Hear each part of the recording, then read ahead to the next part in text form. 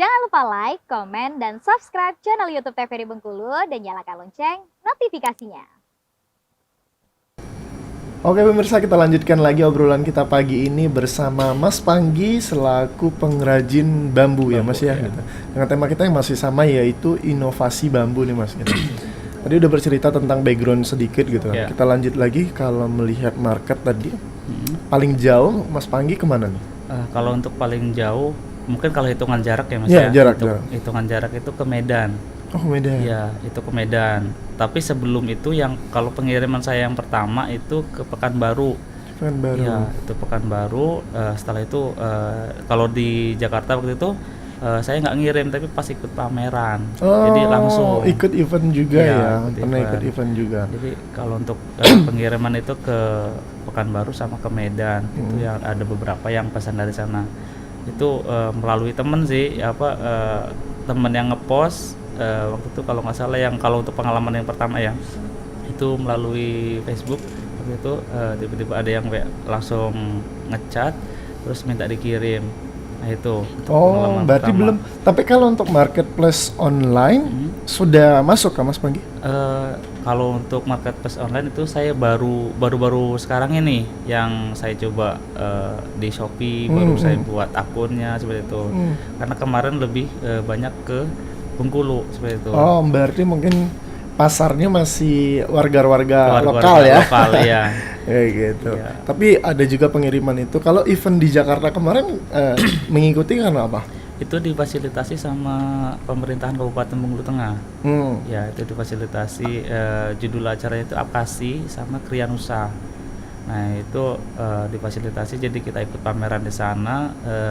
Acaranya itu di JCC. Nah di situ memang yang dibawa itu banyak kerajinan, tapi waktu itu diutamakannya kerajinan bambu. Jadi berarti semua tuh datang dari daerah-daerah. Iya, dari daerah. Jadi se-Indonesia seperti itu pameran. Iya. Memang mungkin nggak seluruhnya datang, tapi itu sangat rame kalau untuk itu.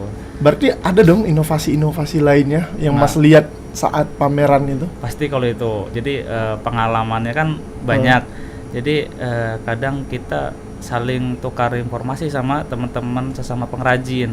Jadi walaupun kerajinan ini beda, tapi dalam proses itu kan ada kemiripan. Jadi kadang ada bagian ini yang saya mungkin kurang bagus, saya minta tolong koreksi sama teman-teman yang walaupun itu kerajinan beda. Jadi ini kayaknya seperti ini lebih bagus lagi nanti. Nah, jadi di situ akhirnya dari yang dulunya biasa-biasa jadi mulai berkembang. Karena bisa saling tukar ide. Betul. Saling kasih solusi mungkin ya kalau tentang ini kerajinan-kerajinan yang akan dibuat kayak gitu. Karena kadang kalau kita sama pengrajin itu kita nggak memikirkan kita bersaing, tapi gimana caranya kita sama-sama berkembang seperti itu. Jadi itu enaknya sih. Karena biar kolaborasi juga kan betul. Membentuk market yang lebih luas ya, betul, gitu ya. Iya, itu enak. Kalau marketnya lebih luas, tidak akan saling menjatuhkan. Iya, nggak akan saling menjatuhkan. Nah, kalau proses pembuatan nih, mungkin bisa dijelaskan tuh dari awal, mungkin dari alat dan bahannya. Iya, kalau untuk bahan ini yang saya bawa ya. Kalau itu saya menggunakan bambu betung sama bambu hitam, bambu wulung. Nah itu pasti kalau untuk proses awal kita harus mencari bambunya dulu ya. Setelah itu kita untuk pengeringan itu, pengeringan. Ada proses pengeringan Mas ya? Kalau pengeringan itu kalau bisa jangan langsung dijemur ya. Itu memang kita tunggu kering, benar-benar kering sempurna. Atau kalau mau lebih baik itu di open. Itu di open pakai ya, kita buat kalau kecil-kecil bisa lah buat open ini kayak gitulah ya. Jadi kita masih mode manual aja gitu kan. Itu proses pengeringan itu supaya apa? Kadar airnya hilang atau biar awet bambunya? Selain kadar airnya hilang, jadi dia nggak ada penyusutan. Jadi setelah jadi nanti nggak ada tuh nanti dia peot sana peot sini seperti itu. Itu yang untuk proses pengeringannya, makanya harus nunggu sempurna dulu. Berapa lama biasanya Mas? Kalau untuk pengeringan itu sekitar 2 mingguan. Kalau kita pengeringan yang dibiarkan kering seperti itu. Tapi kalau kita ada pesanan yang cepat, itu kita open tuh mungkin seharian kayak itu udah bisa dipakai. Oke, dari proses pengeringan, apalagi nih Mas? Tinggal kita tentuin dulu kita mau buatnya apa dulu seperti itu kan. kalau kita buatnya seperti ini, kita ukur dulu sesuai yang kita inginkan begitu kan. Habis itu setelah itu baru kita siapkan, kita potong-potong segala macam. Terus kita buat yang mainan seperti ini kan yang bersepeda, ada juga yang orang bergerak juga seperti itu kan. Bentuknya macam-macam ya. Macam-macam kalau untuk hiasannya. Kalau untuk belakangnya itu sama, tapi untuk hiasan depannya ada macam-macam seperti itu. Oke. Yang paling sulit mungkin apa nih? Kalau yang paling sulit buat hiasannya. Buat hiasan. Ya. Kadang kita udah terkonsep, udah jadi, udah dipasang, tapi tiba-tiba dia nggak mau berputar, nggak mau bergerak. Seperti itu. Kadang itu mikirnya kadang kita udah tahu itu apa masalahnya, tapi pas udah diperbaiki kok tetap nggak mau seperti itu kan. Jadi terus harus diputar-putar lagi, diperbaiki lagi, baru airnya lancar. Iya. Kalau untuk ini airnya sendiri itu pakai mesin. Berarti mesinnya beli ya, atau nggak buat sendiri kan? Kalau udah bisa buat sendiri mesinnya udah sangat luar biasa dong. Kalau untuk mesin ya, saya masih beli ya. Itu kayak mesin akuarium gitu mas. Mesin akuarium. Lebih ke mesin air filter, mini. Kayak filter gitu ya. Cari yang mini gitu kan. Yang mini. Iya, apalagi untuk yang sekecil ini. Kalau yang besar itu memang kita pakainya yang besar. Kadang kan ada permintaan yang untuk kolam yang besar, untuk hiasan kolam yang besar. Itu tetap pakainya yang besar gitu. Nah ini kemarin saya ketemu alat mesin yang kecil ya, jadi ini mudah lah kalau untuk dibawa pameran atau apa kan. Jadi nanti tinggal kalau orang mau pesen yang besar, tinggal tunjukkan videonya atau foto-fotonya. Gitu. Kalau proses finishing ada pengecatan lagi atau apa? Kalau untuk proses finishing itu saya menggunakan clear mas, clear atau yang bening, ya. Jadi kayak biar mengkilat aja. Clear langsung pilok kan? Iya langsung pilok, langsung pilok itu. Jadi kita cari yang bening. Jadi biar tekstur bambunya kelihatan, biar natural ya. Biar natural. Jadi kayak cuma biar kelihatan bersih aja sih seperti itu.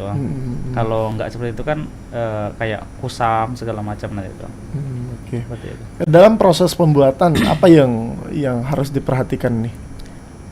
Pastinya keamanan kita ya, karena kita kan menggunakan alat-alat benda tajam. Iya. Karena memotongnya mungkin ya? Iya, memotong. Gergajinya, pisaunya gitu. Yang lebih ngeri itu ke pisaunya ya. Kalau gergaji itu kan jarak tangan tuh masih agak jauh. Kadang kalau pas buat seperti itu, pas ke pisau itu memang benar-benar jarak tuh memang kita tempelin ke tangan gitu kan. Jadi itu yang harus lebih hati-hati. Karena biar membentuk detail dari ininya juga kan? Iya, betul. Kayak gitu. Oke. Kalau dari hasil nih, hasil apa aja mas yang biasanya diproduksi dari Mas Panggi sendiri? Hasil kerajinannya, ini kan salah satunya gitu. Apa aja yang biasa? Itu yang saya buat selain miniatur kincir ini, saya buat apa itu kaligrafi ya. Itu ditempel, yang kaligrafi yang ditempel. Kalau yang dilukis itu saya belum buat kan, jadi itu yang masih ditempel. Terus lampu-lampu hias, lampu tegak atau lampu dinding seperti itu. Itu terus saya juga sekarang lagi mendalami untuk casing HP juga. Untuk casing HP ya. Gitu. Itu kelihatannya itu unik ya kalau casing handphone ya. Itu kelihatan juga pasarnya kayaknya peminatnya lebih banyak. Karena rata-rata orang kan punya handphone nih. Kalau yang kayak gini kan untuk kerajinan ya. Iya, betul. Kalau casing handphone kan fungsionalnya lebih dapet tuh. Lebih dapat, iya. Kayak gitu. Kayaknya itu yang mau coba saya kembangin. Terus kebetulan saya juga udah pesan alat gitu ya. Jadi untuk saya mau coba buat jam tangan dari bambu. Iya, tapi itu memang saya belum produksi, alatnya baru sampai. Jadi saya sekarang baru pemahaman alat-alatnya seperti itu sih. Apa aja biasanya kalau misalnya untuk jam? Biasanya saya yang udah saya beli itu alatnya mesin cetak, mesin untuk nyetak lingkaran segala macam, untuk gelangnya seperti itu.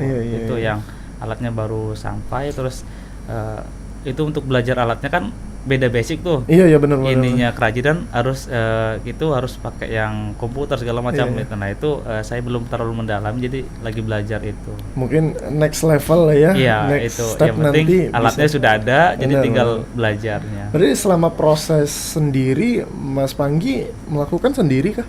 Iya, kalau untuk sekarang sendiri, tapi kalau lagi agak repot ada 2 orang yang bantu. Tapi itu belum terlalu full bantunya kan.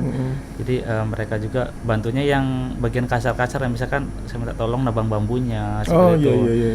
Karena yang teman saya itu kalau untuk yang buatnya dia ngomong, saya kalau untuk nebang bambu oke, tapi kalau untuk buat saya Belum. agak bingung kayak gitu. Oke, iya. Jadi di situ sih.